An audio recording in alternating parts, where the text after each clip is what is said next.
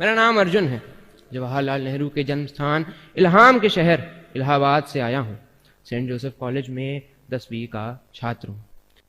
आज़ादी के बाद नेहरू लंदन गए तो वहाँ के नेता विंस्टन चर्चिल ने भारत के प्रधानमंत्री नेहरू से पूछा, अब कितने साल हमारी जेलों में रहे? 10 साल से ज़्यादा, नेहरू ने जवाब दिया। चर्चिल ने फिर कहा कि तब तो आप हमसे बहुत नफरत करते होंगे। तो इस पर नेहरू ने कहा, आप गलत कह रहे हैं मिस्टर चर्चिल। हमने एक ऐसे नेता के नेतृत्व में काम किया जिसने हमें 2 चीज़ें सिखाई, कभी किसी से डरना मत और कभी किसी से नफरत मत करना। जब हम तब आपसे डरे नहीं तो अब हम आपसे नफरत क्यों करेंगे? नेहरू देश के आत्मबल और स्वाभिमान के प्रतीक नेहरू, बुद्धिमत्ता की जीती जागती प्रतिमा नेहरू, अंग्रेजों को निर्भीक स्वरों में ललकारने वाले नेहरू, अंधविश्वास, सांप्रदायिकता, जातिवाद से लड़ने वाले नेहरू, क्रांति के अग्रदूत नेहरू और शांति के उपासक नेहरू, भारतीय जनता के हृदय सम्राट नेहरू, विनोबा भावे के शब्दों में कहें तो लोकदेव नेहरू। आज इसी नेहरू को ऐसे प्रदर्शित किया जा रहा है जैसे वो इस देश के शत्रु थे। आलोचना और निंदा में जरा सा फासला होता है।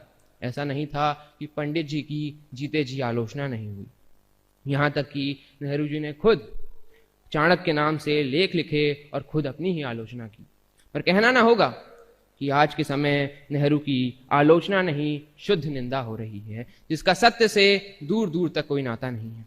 ये निंदा एक कौम के रूप में हमारी खुदगर्जी भी प्रदर्शित कर रही है कि किस तरह हम अपने देश के सबसे बड़े नायक, जो देश की आज़ादी के लिए 10 साल से भी ज़्यादा जेल में रहा, जिसने देश के उत्थान के लिए सर्वस्व लगाया, उस पर एक बेहद पतित तरीके से बात कर रहे हैं।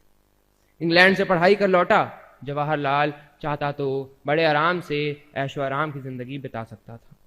फिर वो खुद की काती हुई मोटी काती का कुर्ता पहनने लगा, मूंगफली चबाते हुए ट्रेन के तीसरे दर्जे में सफर करने लगा। देखते ही देखते कैम्ब्रिज से पढ़ा लड़का गांव गांव जाकर किसानों की सभाएं करने लगा और किसानों का नेता बन गया। सरदार पटेल ने भी 1935 में इलाहाबाद की एक सभा में कहा कि किसानों की किसी ने इतनी सेवा नहीं की है जितनी पंडित नेहरू और उनकी पत्नी कमला नेहरू ने की है। नेहरू की ये सादगी और देशवासियों के लिए उनका प्रेम प्रधानमंत्री बनने के बाद भी नहीं बदला।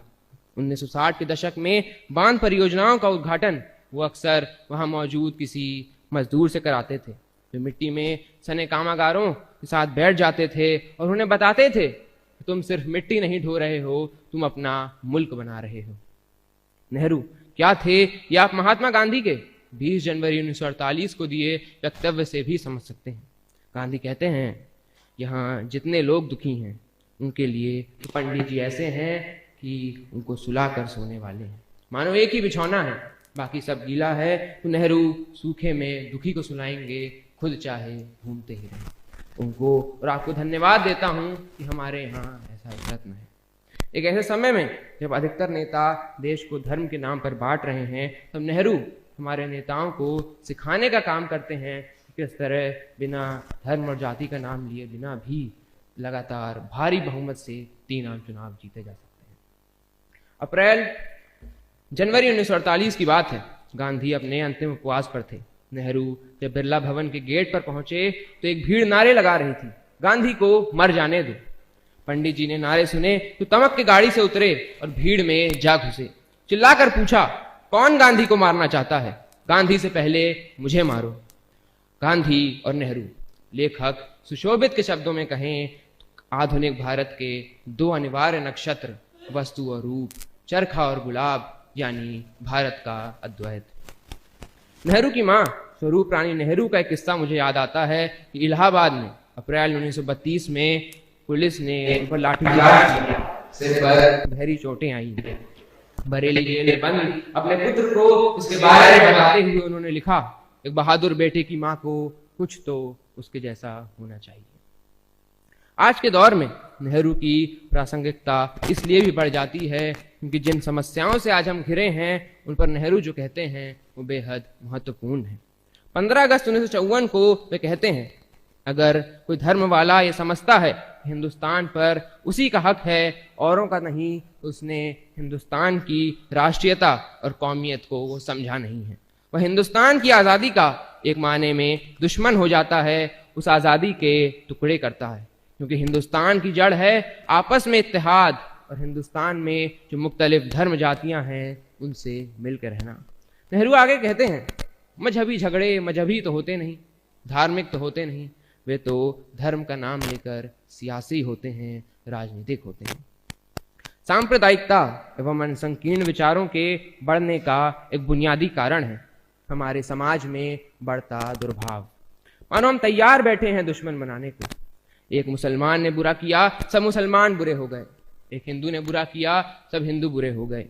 हम तैयार बैठे हैं सिद्ध करने को, एक ने सिद्ध किया कि सब सिद्ध हो गए। पर मजे की बात यह है कि अगर एक अच्छा करता है तो सब अच्छे सिद्ध नहीं होते, दुश्मन तो सब सिद्ध हो जाते हैं।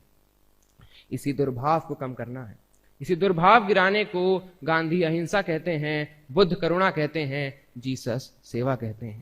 ये सब शब्दों के भेद हैं, पर बात ये पक्की है कि तुम सामने वाले में दुश्मन मत देखो। इसीलिए कबीर कहते हैं, घट घट में वह साईं रमता, कटुक वचन मत बोल रे। इसलिए ईशा उपनिषद का पहला श्लोक है, ईशावास्मिदं सर्वम यत्किंच जगत्याम जगत, यानी संपूर्ण संसार ईश्वर से व्याप्त है। क्योंकि कम से कम हर व्यक्ति में मित्र देखो, क्योंकि हर हृदय में वही है, हर श्वास में वही है। बुद्ध, कबीर, उपनिषद सब यही कहना चाह रहे हैं कि घृणा वैमनस्य क्रोध को बीच में मत लाओ। क्रोधित किस पर होगे, घृणा किससे करोगे, वही एक सब में है।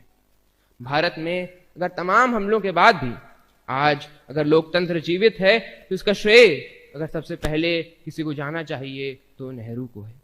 क्लीमेंट एटली का एक कथन मुझे याद आता है कि सौभाग्यशाली था भारत नेहरू में एक उत्कृष्ट चरित्र और ज्ञान के व्यक्ति को पाकर। नेहरू आज आजाद दुनिया के प्रधानमंत्रियों के अधिनायक हैं।